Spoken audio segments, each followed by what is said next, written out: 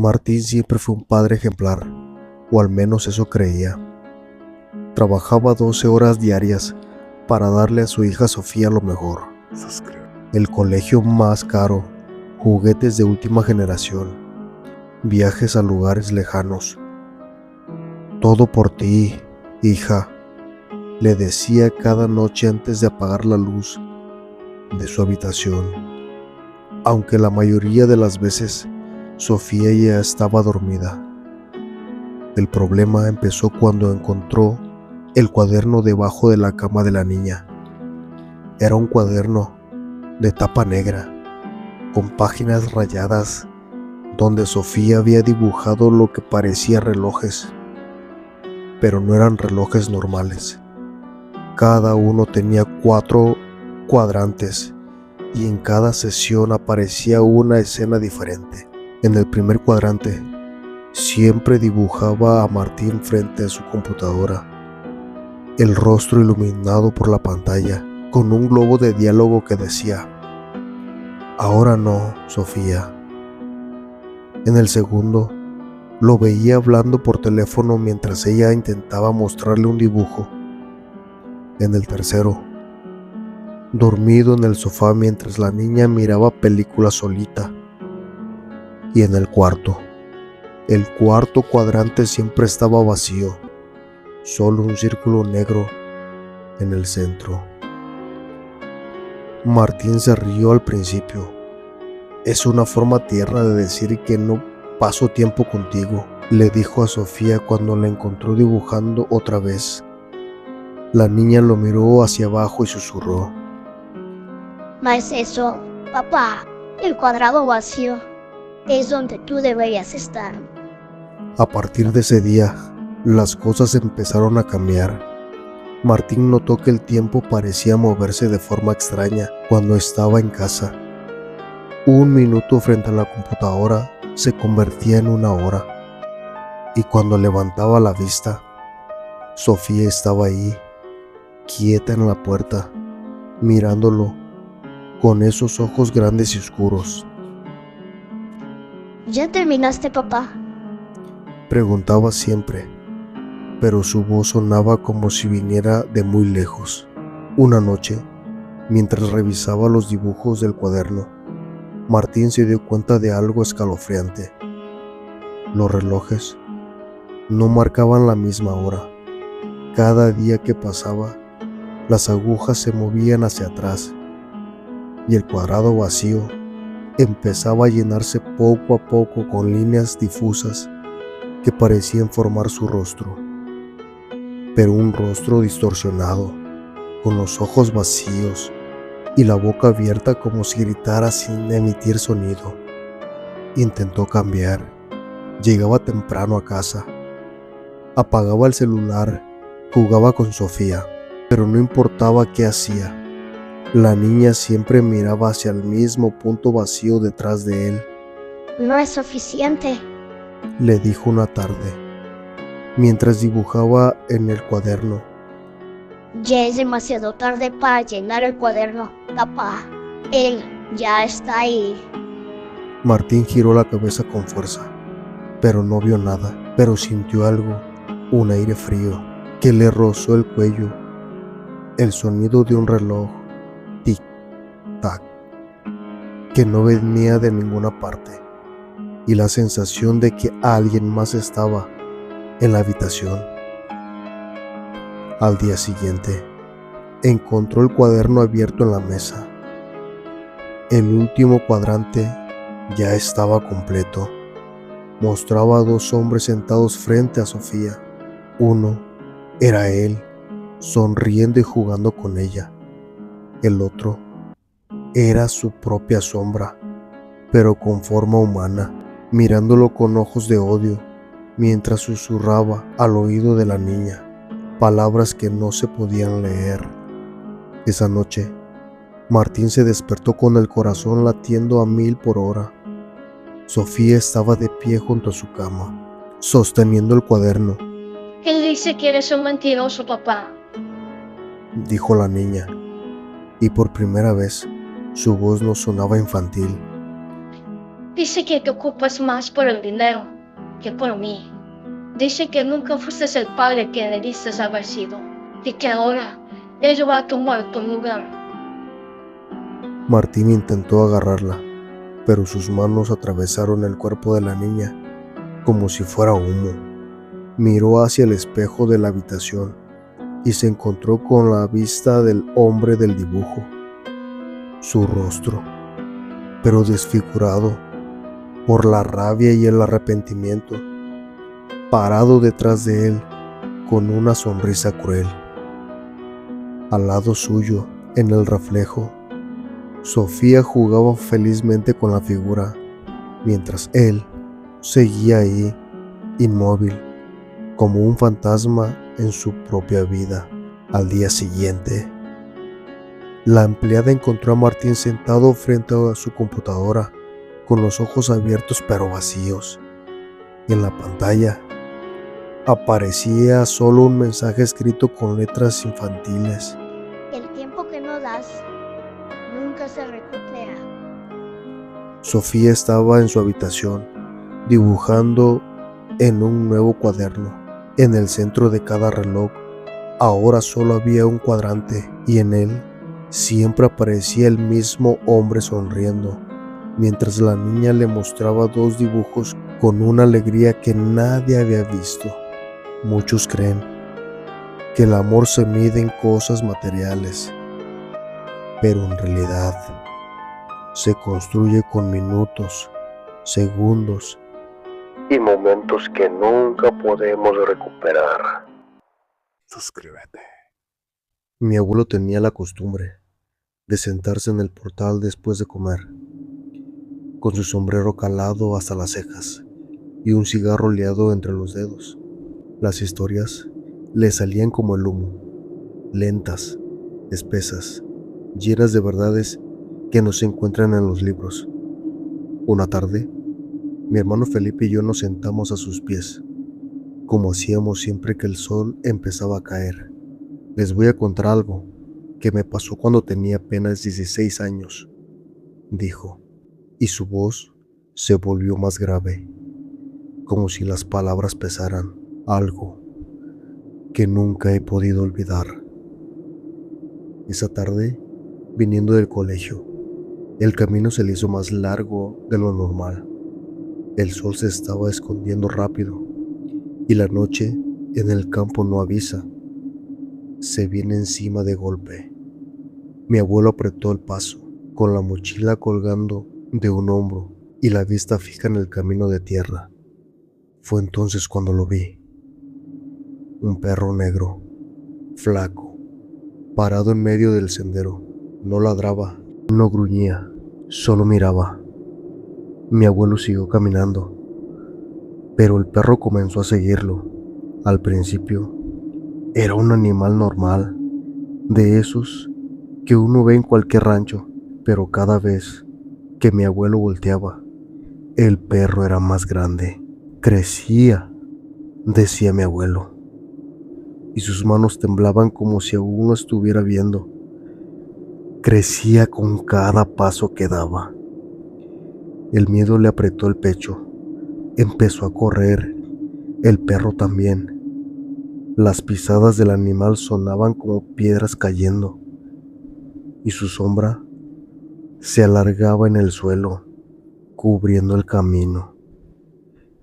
Mi abuelo bajó la loma a toda velocidad, sin mirar atrás, sintiendo que la respiración del perro le quemaba la nuca. Cuando llegó abajo, vio un rancho, el de mamá Idelda. No lo pensó.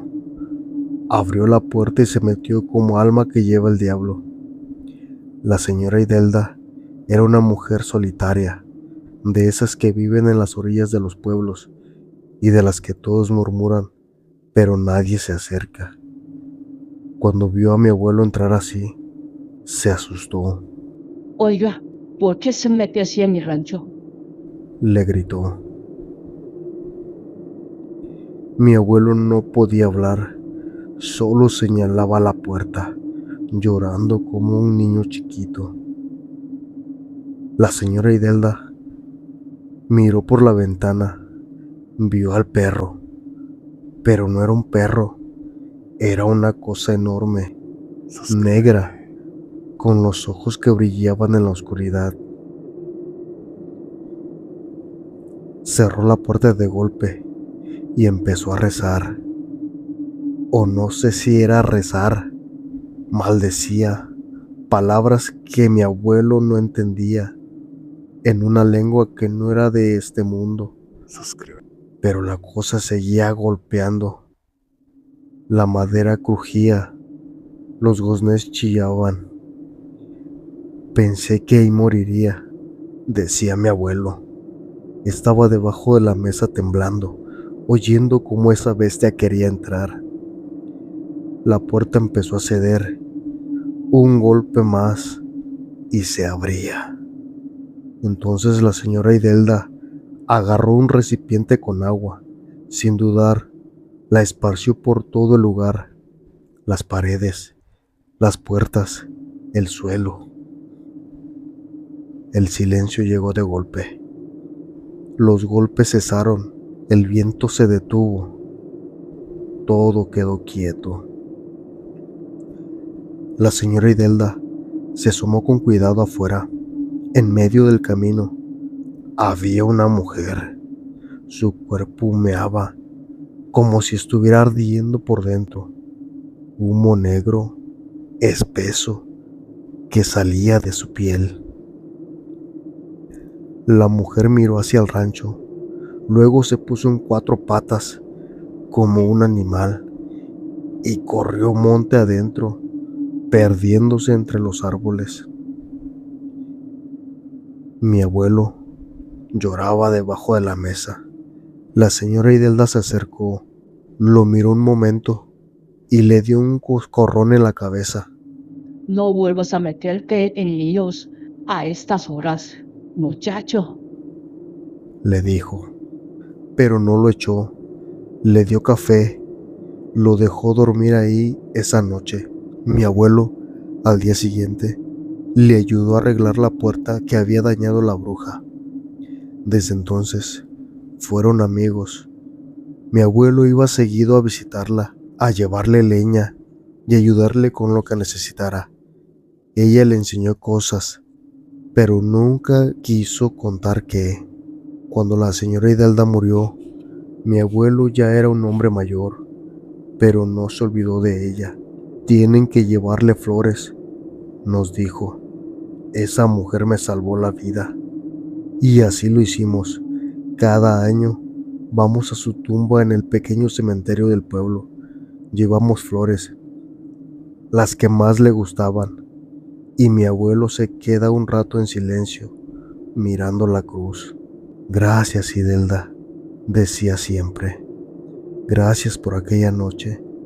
Felipe y yo crecimos con esa historia y aprendimos algo que no enseñan en la escuela, que a veces los monstruos tienen forma de perro y los ángeles tienen forma de viejas solitarias que viven en las orillas del pueblo. La bruja del camino nunca volvió, o al menos mi abuelo nunca volvió a verla. Pero cuando camino por senderos solitarios, al caer la noche, no puedo evitar mirar por encima del hombro y se ve un perro negro. Corro. Mis abuelos fallecieron con 3 semanas de diferencia. Casa vieja en el pueblo, llave oxidada, olor a naftalina. Mi mamá me dijo, ve y saca lo que sirva antes de venderla. Yo no puedo volver ahí. Nunca me dijo el por qué. El segundo día de limpiar encontré a Lilibet. Estaba en el cuarto de mi abuela, sentada en la mecedora con un vestido amarillo desteñido. Tenía los ojos de vidrio y una grieta en la mejilla izquierda, como si alguien le hubiera dado una cachetada. En la base del vestido tenía bordado Lilibet, 1987. Mi abuela nunca tuvo hijas. Mi mamá es hija única. Me la llevé a mi cuarto para tirarla después, pero cada noche la dejaba mirando hacia la puerta. No sé por qué, me daba mala espina darle la espalda. La primera noche soñé que alguien me cantaba. Era una nana desafinada. Me desperté y Lilibet estaba mirando hacia mi cama. Yo juro que la dejé volteando hacia la puerta. Pensé que era un sueño. La segunda noche pasó lo mismo, pero esta vez me desperté con la sensación de que alguien me sostenía el tobillo. Bajé la vista y Lilibet estaba en el piso, abrazándome el pie. Sus dedos de trapo tenían tierra fresca. Revisé el cuarto, pero no había tierra en ningún lado, solo en sus dedos. La tercera noche ya no dormí. Me quedé viéndola. A las 2:17 a.m., ella movió la cabeza 2 milímetros, lo suficiente para que el crujido del aserrín dentro me despertara de golpe. Me levanté y le grité. ¿Qué quieres? Ella no habló, pero sus ojos de vidrio tenían una mancha negra dentro, como si alguien le hubiera dibujado pupilas con tinta y la tinta se estuviera corriendo. Bajé a la cocina a tomar agua. Cuando volví, Lilibet estaba en mi cama, acostada, con la manta hasta el cuello. Perdí los estribos. La agarré y le rasgué la espalda para sacarle el aserrín. Quería ver qué tenía dentro. No tenía aserrín. Tenía pelo humano, largo, castaño, el mismo color que tenía mi abuela cuando era joven. Y entre el pelo, un papel doblado. Lo abrí. Era una foto de mi abuela a los 20 años, embarazada, y detrás, escrito con letras temblorosas. La llamamos Lilibet. No alcanzó a nacer. No la entierres sola. Se me heló todo. Bajé al patio, a donde mi abuelo tenía un huerto. Empecé a cavar en el árbol de limón, el árbol que mi abuela cuidaba todos los días. A 40 centímetros encontré una caja de zapatos. Adentro había huesos pequeños y un vestido amarillo podrido por el tiempo. Volví al cuarto con la caja. Puse a Lilibet al lado. Ella dejó de mirar la puerta. Me miró a mí y por primera vez me sonrió. La sonrisa no era de tela. Era como si algo debajo del rostro de trapo se hubiera movido. Esa noche dormí por primera vez desde que llegué. Sin sueños, sin frío, sin esa sensación de que alguien me veía. A la mañana siguiente, la casa estaba en silencio. Demasiado silencio. Lilibet ya no estaba en el cuarto. La encontré en la mecedora de abajo, en el cuarto de mi abuela, sentada, con la caja vacía entre las piernas, y los huesos ya no estaban ahí. Ahora duermo con ella. Me dice que no tenga miedo, que yo ya no estoy solo, que por fin estamos juntos como familia. Mi mamá me llama todos los días para preguntar si ya vendí la casa. Yo no contesto, no quiero que venga y se lleve a Lilibet. Otra vez. Y así es como hemos llegado al final de estos relatos. Espero hayan sido de tu agrado. Coméntame cuál fue el que te impactó más. Y recuerda que en este canal los relatos no se cuentan, se invocan. Hasta la próxima. Nightmares, pesadillas, relatos de horror.